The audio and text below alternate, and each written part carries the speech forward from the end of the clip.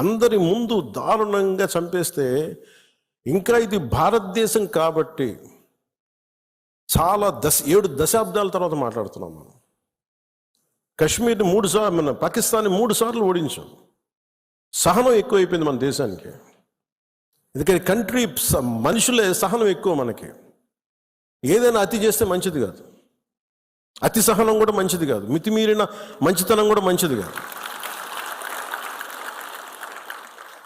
ఇష్టారాజ్యంగా వచ్చి కాల్ చేసి వెళ్ళిపోతాం అంటే మనం ఎందుకు కామ్గా ఉండాలి? మన జన సైనికుడు చనిపోయిన మన జన సైనికుడు మనలో ఎవరైనా కావచ్చు, అది నేను కావచ్చు, మీరు కావచ్చు, ఎవరైనా కావచ్చు. అది ఎంతమంది ఇక్కడికి వచ్చేసి ఉంటున్నారో మనకు తెలియదు, ఏ ముసుగులో ఉంటున్నారో తెలియదు మనకి. సో మీరు వెళ్ళేటప్పుడు ఇది నిరంతర పహార, eternal vigilance is essential element for democracy. మన బాధ్యత పదవులు వచ్చేసినాయా లేదా, మనం గెలిచేసామా లేదంటే కూడా ఎంత బాధ్యతగా ఉండగలం, మనం ఎంత నిరంతరంగా మనం విజిలెన్స్తో ఉండగలం, పహారా కాయగలం సమాజం మీద. ఊళ్ళల్లో ఎవరైనా కొత్త వ్యక్తులు వచ్చారా, అనుమానాస్పదంగా తిరుగుతున్నారా, ఇవన్నీ it's also part of our responsibility. So నాకు ఇది 3 సార్లు యుద్ధం ఓడిపోయిన తర్వాత మన మంచితనం ఇంకా అర్థం చేసుకుంటే ఇలాగ వచ్చి ఇళ్లలోకి వచ్చి చంపుతారు. షికార్కి వెళ్తే, సరదాకి వెళ్తే చంపేస్తారు. దీనికి మటుకు చాలా బలమైన స్టాండ్ తీసుకోవాలి. అందుకే నాయకులందరికీ కూడా, జన సైనికులందరికీ కూడా, వీరమలందరికీ కూడా ఇది ధైర్యంతో కూడుకున్న పని. ఉగ్రవాదులను ఎదుర్కోవడం అంటే ధైర్యంతో కూడుకున్న పని. Though we are a regional party, we didn't expand as on now, we confined only to state AP, కొంత తెలంగాణ. కానీ మన ఆలోచన విధానం జాతీయవాదం. ఇది మీరు బలంగా ఉండగలిగితేనే రేపొద్దున యుద్ధ పరిస్థితులు రావచ్చు, రాకపోవచ్చు, నాకు తెలియదు యాజ్ ఆన్ టుడే. బట్ కొన్ని 7 అంశాల మీద నిర్ణయాలు తీసుకున్నారు. ముందు వాటర్ ఆపారు. అంటే కొంతమంది మాట్లాడుతారు, కొంతమంది లీడర్స్, ఎంత లౌకికవాదం, ఎంత సెక్యులరిజం అంటే అందరికీ, ఎంత సెక్యులరిజం అయిపోయిందంటే అందరికీ. నేను అనేది మన కంట్రీ స్లోగనే సత్యమేవ జయతే. Unlike America, in God we trust అంట. 3 కోట్ల దేవతలు ఉన్న దేశాలలో మన సత్యాన్ని నమ్ముతాం, కానీ మన అమెరికాలాగా ఇన్ గాడ్ వి ట్రస్ట్ ఒక దేవుడిని పెట్టలేదు మన దేశంలో. We are beyond religion, we are beyond God. Truth is eternal. సత్యం అంటే ఏంటి? ఒక తప్పుని తప్పుగా చెప్పడం, ఒప్పుగా చెప్పడం. If I make a mistake, admitted it's a mistake. Constant కరెక్షన్లో ఉండాలి. ఎటర్నల్ ట్రూత్ అది. అలా కాకుండా ఇంత 26 మంది చనిపోతే, మత ప్రాతిపాదికని చంపినా కానీ మన సెక్యులర్ వాదులు, సో కాల్డ్ సూడో సెక్యులరిస్, వాళ్ళు ఏం మాట్లాడుతున్నారు? మతం అడిగి చంపలేదంటారు. చనిపోయిన మధుసూదన్ గారి భార్య, అందరూ వాళ్ళు అబద్ధాలు చెప్తారు. వాళ్ళు పాకిస్తాన్ని ప్రేమిస్తూ అంటారు. వీళ్ళందరూ ఇక్కడ భారతదేశంలోకి వచ్చి మీరు పాకిస్తాన్ని ప్రేమిస్తుంటారు. మొన్న కొంతమంది నాయకులు డిబేట్లో మాట్లాడుతుంటే చూస్తున్నాను. మీరు పాకిస్తాన్ అంత ప్రేమిస్తే దయచేసి పాకిస్తాన్కి వెళ్ళిపోండి, ఇక్కడ ఎందుకు? పాకిస్తాన్ మీద మీకు అంత ప్రేమే ఉంటే ఇది మాట్లాడుతున్న పని ఏదైనా వీళ్ళందరూ కూర్చొని కాంగ్రెస్ నాయకులు వీళ్ళందరూ, కొంతమంది ఎమ్మెల్సీలు కూడా ఉన్నట్టుగా అనిపించింది నాకు చూస్తుంటే. ముఖ్యంగా సౌత్ నుంచి ఉన్నారు కొంతమంది సీనియర్ కాంగ్రెస్ నాయకులేం. కాంగ్రెస్లోనే విభేదం ఉంది. మేము వెళ్ళిపోతే మీరు పాకిస్తాన్ని, మీరు భారతదేశంలో దాడి జరిగినప్పుడు భారతదేశానికి నిలబడాలి తప్ప పాకిస్తాన్కి నిలబడతాం మీరు సెక్యులరిజం అంటే అది ఏ ససేమిరా, ఎవరు ఒప్పుకోరు. ఇక్కడ ఆ బలం మనం చూపించాలి. మనం ప్రాణాలు పోతే తిరిగి వస్తాయా? ప్రాణాలు పోయినాయి. ఆయన బిడ్డల పరిస్థితి ఏంటి? ఆయన భార్య పరిస్థితి ఏంటి? మెరిట్ మీద ఉద్యోగం సంపాదించుకున్న అబ్బాయి, ఒకటే కంపెనీలో నిలబడి ఆ మెరిటోరియస్గా ఎదిగినవాడు, ఒకటే మాట ఆయన మా మిస్సెస్ మాట్లాడుతూ ఉన్నారు. మాకు ఏం ఆశలు లేవు సార్, మేము సింపుల్ ఒక చిన్న మిడిల్ క్లాస్ ఫ్యామిలీ. మేము టీవీల్లో కనిపిస్తామని మా కళ్ళలో కూడా ఉన్నాం, కానీ మా దురదృష్టం ఇలా కనిపించాం మేము టీవీలోనే. నా భర్త చనిపోయినప్పుడు ఇలా మేము టీవీలో కనిపించి మా బతుకులు బయటకు వచ్చినాయి. నా భర్త చనిపోయాడు, అది చెప్పుకోవాల్సిన దుస్థితి మాకు వచ్చిందని. వెళ్ళినప్పుడు బిగినింగ్లో ఆవిడ నన్ను ఎంత ఒకలాగా ఒక నిష్ఠూరంగా మాట్లాడారంటే బాధపడుతున్నారు. మిమ్మల్ని అనకూడదని మళ్ళీ అన్నారు. మీరందరూ ఇస్తేనే కదా నమ్మకం. ఇది మోదీ గారి ప్రభుత్వం, ఎన్డీఏ ప్రభుత్వాన్ని కదా మేము భరోసాతో కదా మేము వెళ్ళింది, కాక మేము కాశ్మీరు ఇన్ని కోట్ల మంది వెళ్ళారని మీరు అందరూ చెప్తేనే కదా మేము వెళ్ళాం కాశ్మీరు. మమ్మల్ని ఇలా పెట్టేశారు ఏంటనేది ఆవిడ మాట్లాడుతుంటే నాలో మొత్తం భారతదేశ ప్రభుత్వాన్ని చూశారు ఆవిడ. నన్ను ఆ తిట్లు నేను తీసుకున్నాను. ఆవిడ సారీ చెప్తున్నారు కానీ నాకు అర్థం లేదమ్మా, మీరు ఎంత తిట్టాలో తిట్టను, ఏం పర్లేదన్నాను. మీ కోపం ఎవడో ఒకరి మీద చూపించాలి, మీరు కోపం మా మీద చూపించండి, పర్లేదన్నా. అంటే ఇంత దారుణంగా ఉంటుంది. ఈ మధ్య కొత్తగా మొదలెడుతున్నారు ఏమని, ఇక్కడ ఎందుకు ఉంచామండి, ఇప్పుడు పాకిస్తాన్లో హిందువులు ఎంతమంది ఉన్నారు, 1% ఉన్నారు. ఇండియాలో 12% ముస్లిమ్స్ ఎందుకు ఉండాలండి? ఏమైనా పంపించేయండి పాకిస్తాను, ఇదో పెద్ద లెక్క వేసి పంపిస్తారు.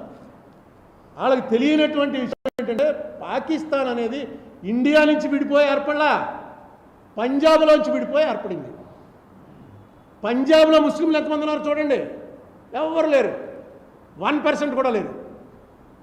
ఇక్కడ లెక్కేస్తాడు. మన రాజమండ్రిలో మన సాహిబులు ఏం చేశారు, పంజాబ్లో విడిపోయారు, దెబ్బలాడుకున్నారు, చచ్చారు, కొట్టుకున్నారు, చాలామంది చచ్చిపోయారు. అలాంటి మళ్ళీ ప్రపంచంలో జరగల అంత దారుణమైనటువంటి మైగ్రేషన్.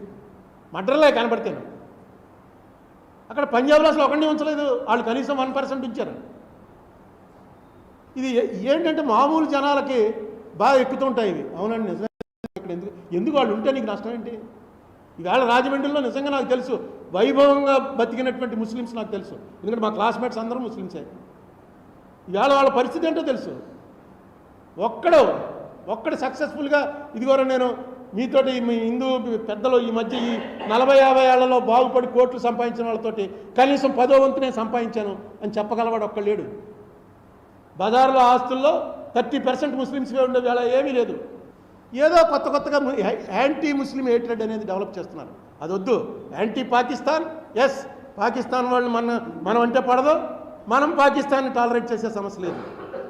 వాళ్ళు ఇలాంటివన్నీ చేస్తూ ఉంటారు, ఎందుకంటే చిన్న దేశం కాబట్టి. ఎప్పుడు బలమైన వాడు ఎదురుకుండా వచ్చి పోరాడతాడు. బలహీనంలో అనుకోండి మనం పోతూ వెనక నుంచి రాయిచ్చు కొట్టడం, ఎవడో తెలియకుండా చీకట్లో వచ్చి దెబ్బకాయ కొట్టి పారిపోవడం, ఇవన్నీ చిన్న లెవెల్లో ఏంటంటే దాని అర్థం వాడు ఎదురు పడితే అవతలాడు చంపేస్తాడేమో అని భయం. సేమ్ పాకిస్తాన్ అంతే. వాళ్ళు మొన్న చేసిన టెర్రరిస్ట్ యాక్టివిటీ అన్నది ప్రపంచం అంతా ఖండిస్తోంది, ముఖ్యంగా ముస్లిం దేశాలు ఖండిస్తున్నాయి, ముస్లిం దేశాలన్నీ ఖండిస్తున్నాయి. ఇంకో విషయం మీకు తెలియదు ఏంటంటే, ఇండియాలో ఒక్కచోట హిందూ మతం ఉందనుకోకండి. ఇండోనేషియా అనేటువంటి దేశం ఒకసారి చూడండి. ఇండోనేషియా అనేటువంటి దేశం పూర్వం మన వాళ్ళే ఉండేవారేమో, పూర్తిగా ఇస్లామిక్ దేశం అయిపోయింది. ఇండోనేషియాలో ఉన్నంతమంది ముస్లిమ్స్ ప్రపంచంలో ఏ దేశంలోనూ లేరు. ప్రపంచం మొత్తం మీద హైయెస్ట్ నెంబర్ ఆఫ్ ముస్లిమ్స్ ఉన్న దేశం ఇండోనేషియా. వాళ్ళ ప్రధాని ప్రెసిడెంట్ అందరూ ఎప్పుడు ముస్లిమ్సే ఉంటారు. మన 3 సింహాలలాగా వాళ్ళ సింబల్ ఏంటో తెలుసా అండి? మన 3 సింహాలు ఎలాగో వాళ్ళ సింబల్ గరుడ, శ్రీ మహావిష్ణువు వాహనం. దాని గరుడకు కూడా వేరే పేరు కాదు, గరుడే దాని పేరు. వాళ్ళ కరెన్సీ నోట్ల మీద వినాయకుడి బొమ్మ ఉంటుంది, దేవుడి కిందే చూస్తారు వాళ్ళు.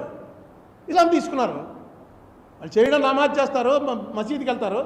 వాళ్ళ పాతవి పోగొట్టుకోవాలా. అక్కడ రామాయణం, భారతం, థాయిలాండ్లో ఇక్కడ ఎవరన్నా బ్యాంకాక్ వెళ్ళిన వాళ్ళు ఉంటే బ్యాంకాక్ ఎయిర్పోర్ట్లో ఇలా దిగ్గానే మనకు కనిపించేది, మనకి ఇండియాలో అక్కడ కనిపించదు. పెద్ద ఈ బిల్డింగ్ అంత విగ్రహం, ఈ బిల్డింగ్ అంత ఉంటుంది విగ్రహం, పెద్ద విగ్రహం. ఇటేపు ఒక 30 మంది, అటేపు ఒక 30 మంది. ఏంట్రా అని అలా చూస్తే నాకు గుర్తొచ్చింది క్షీరసాగర మదనం. మధ్యలో ఏమో శ్రీ మహావిష్ణువు ఉంటాడు, పెద్ద సర్పం, ఇటు రాక్షసులు కోరలు ఏవో పెట్టారు, ఇటేమో కిరీటాలు పెట్టి దేవతలు లాగుతూ ఉంటారు.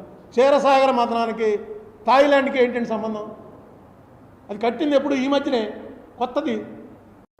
వాళ్ళది కూడా ఇతిహాసం మందే, వాళ్ళ పురాణాలు మనవే. మంది ఓల్డెస్ట్ సనాతన ధర్మం అంటే ఎప్పుడు పుట్టిందో తెలియని ధర్మం. సనాతనం అంటే ఎప్పుడు వచ్చిందో తెలియదు, ఎవరు చెప్పారో తెలియదు, అది సనాతనం. మిగతా ధర్మాలన్నీ సంవత్సరాలు గడిచి పురాతన ధర్మాలు అయ్యాయి, కానీ సనాతన ధర్మం మనది ఒకటే. దీన్ని మరి ఎందుకు దీన్ని పొల్యూట్ చేసే ప్రయత్నాలు జరుగుతున్నాయో నాకైతే అర్థం కాలేదు. ఇది ప్రపంచం అంతా అంగీకరించే టైంలో ఈవేళ ప్రపంచం అంతా అంగీకరిస్తోంది. మీకు ఎప్పటి నుంచి మనది ఫాలో అవుతూ వస్తున్నారు ఒకసారి చూడండి. హిరోషిమా నాగసాకి మీద బాంబు వేసాడు. బాంబు వేసిన వాడు వాడికి అసలు ఇక్కడ ఇండియా అనే దేశం కూడా ఇప్పుడు ఎక్కడుందో వాడికి తెలియని పరిస్థితి.